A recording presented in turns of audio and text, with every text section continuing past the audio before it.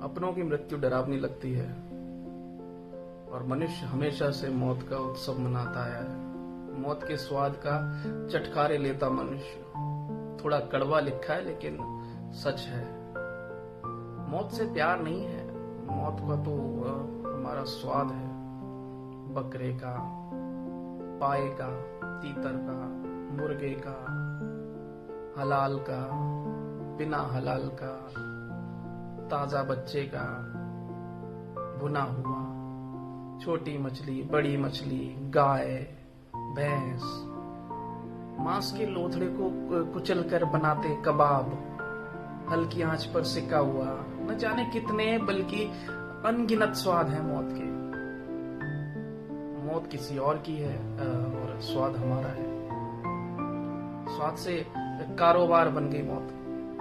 मुर्गी पालन, मछली पालन, बकरी पालन, पोल्ट्री फार्म, नाम पालन और मकसद हत्या। स्लॉटर हाउस तक खोल दिए, वो भी ऑफिशियल। गली गली में खोले नॉन वेज के रेस्टोरेंट। मौत का कारोबार नहीं तो और क्या है।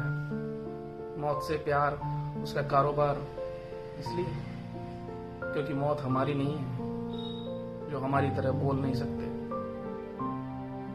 अभिव्यक्त नहीं कर सकते, अपनी सुरक्षा खुद नहीं कर सकते, समर्थ नहीं है। उनकी हत्या को हमने अपना बल कैसे मान लिया? कैसे मान लिया कि हमने उनमें भावनाएं नहीं होती हैं, या उनकी आहें नहीं निकलती हैं, उनकी सिसक नहीं निकलती है, वो रोते नहीं हैं। डाइनिंग टेबल पर हड्डियां नोचते बाप बेटे को समझा रहा है, बेटा कभी किसी का दिल नहीं दुखाना, किसी की आहें मत लेना, किसी की आंख में तुम्हारी वजह से आंसू नहीं आने चाहिए। बच्चों में झूठे संस्कार डालते उस बाप को अपने हाथ में वो हड्डी दिखाई नहीं देती है जो इससे पहले एक शरीर थी, इसके अंदर इससे पहले एक आत्मा थी, उसकी भी एक मां थी जिसे काटा गया होगा, जो दर्द से कर्रा रहा होगा, तड़प रहा होगा, उसका भी दर्द निकला होगा, उसकी चीख निकली होगी, उसने बद्दुआ भी दी होगी। कैसे मान लिया कि जब धरती पर अत्याचार बढ़ेगा तो भगवान सिर्फ तुम इंसानों की रक्षा के लिए अवतार लेंगे, है ना? क्या एक गूंगा जानवर इस परमपिता परमेश्वर की संतान नहीं है क्या? तो इस ईश्वर को उनकी रक्षा की चिंता नहीं है? जब ये कोरोना वायरस उन जानवरों के लिए ईश्वर का अवतार से कम नहीं है, ये कोरोना वायरस। जब से वायरस का कहर बरसा है ना, तब से जानवर एकदम मस्त घूम रहे थे, पक्षी चहचहा रहे थे।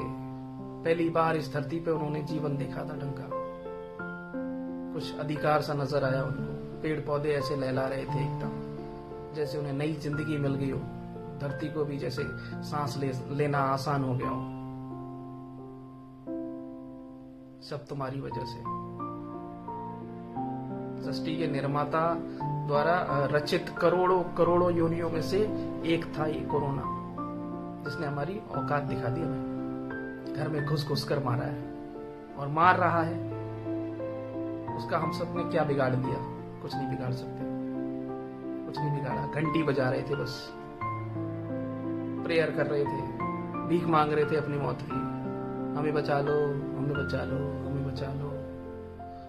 है धर्म की आड़ में उस परमपिता के नाम पर अपने स्वाद के लिए कभी ईद पर बकरे कट रहे साहब, कभी दुर्गा माँ, कभी भैरव बाबा के सामने बकरे की बलि चढ़ रही है।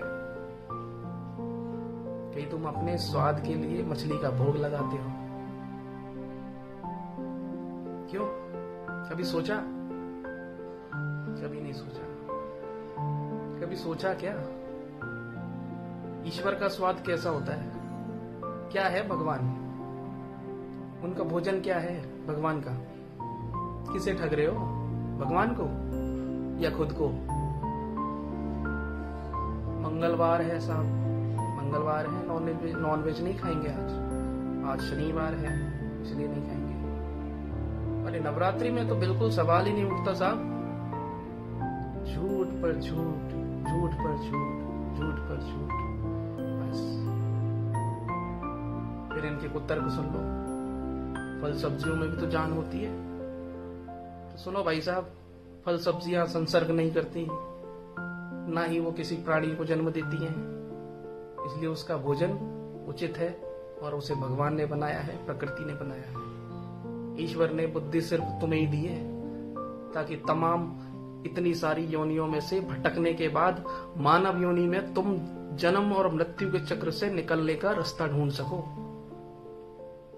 तुम्हें दी है बुद्धि, लेकिन तुमने इस मानव योनि को पाते ही पता नहीं स्वयं को ही भगवान समझ लिया। क्यों?